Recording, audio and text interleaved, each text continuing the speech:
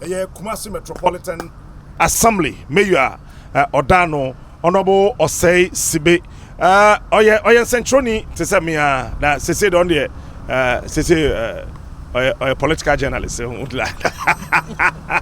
it's no and area no pay ye no ebebo and komo na won so watimi and for the first time the political history of the Kumasi Metropolitan Assembly ono pe any mayor when smooth sail in fear 9 bibia entimi entochima e wona akonnwa oteso as mayor of Kumasi Metropolitan Assembly. Honorable Machi Subema na bibia bokode e jana da roma ye ba ye hu se enema tutoye makom ba mi musa we e dan emfie 9 ke ma akonnwa de wotena so a first 7 months I say trouble ba when you do 1 year 2 months na trouble saba kan but emfie 9 BBNC yente kayo chenebra bia check ne day.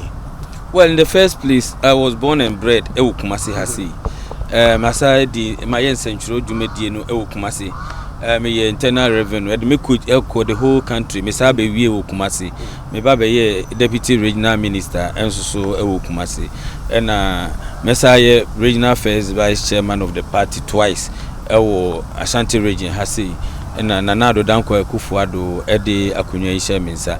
Na odema me ni hu say me akasa me background me accountant and na me say administrator.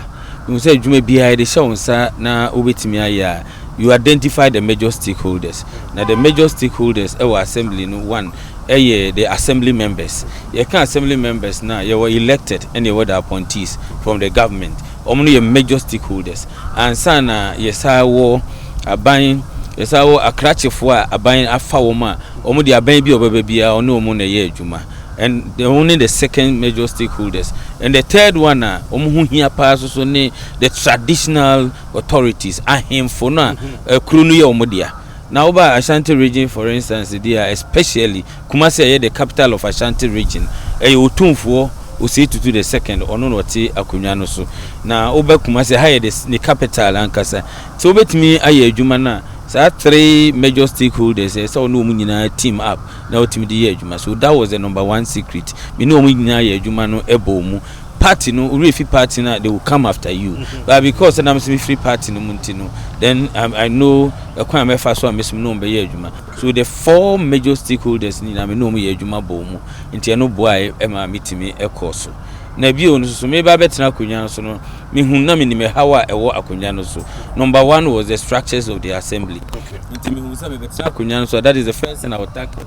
Me buy na the first thing many assembly members need na what kind of structures are now person saying can structures of the assembly no the highest body our assembly no any the general assembly now if we general assembly na say na presiding member of the assembly no that ano na yes I was submetro so e kan ho na sa submetro na also structure number 1 sa submetro no Kumasi nko me buy na ye nkono ba me ba me hu say sa submetros ni na omunni sub-metropolitan council that the sub-metro council na omunni bi ntimi de toas ntimi kan chom say edisi ho ntimi my home 1 year say structure bi e assembly ho bi ya na de besi ho so the first structure ye perfect no was the executive structure ye kan executive structure of the assembly na eno no say assembly bi ya ni works in committees.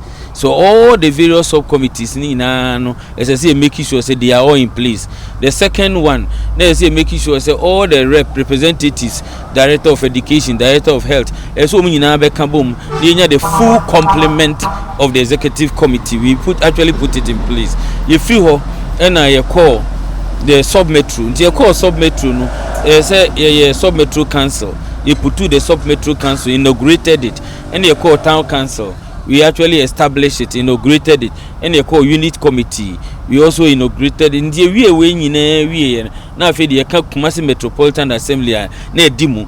In the anyame won say yes I know my way in we near the report come through our regional minister to local government minister oma president tie no no so ye mranim fonti no o say as a Kumasi wo sa structures we nyina in place na Kumasi wo all this population there, why not the creation of the municipal assembly? And straight away the president created TAFO as a municipal assembly, Swami as a municipal assembly, and Oko Asokwa as a municipal assembly, Kwadaso as municipal assembly, Ofori Krum as municipal assembly. And they say Uba Kumasi and the Kumasi first no na keye KM nkuano and then yaba benya Metropolitan Assembly nkuama kunsia